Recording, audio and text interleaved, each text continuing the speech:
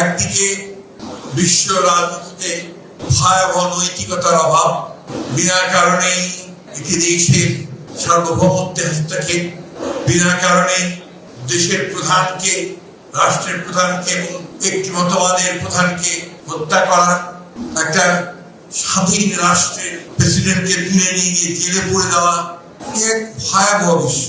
আমরা যারা কিছুটা পুরনো মানুষ, কিছুটা বলবো যারা পুরনো মানুষ, আমরা বেড়ে উঠেছি গণতান্ত্রিক একটা ব্যবস্থার মধ্যে দিয়ে, চিন্তার মধ্যে দিয়ে। আমাদের ধ্যান ধারণা চিন্তা ভাবনার মধ্যে সবসময় গণতান্ত্রিক চিন্তা ভাবনাই আছে।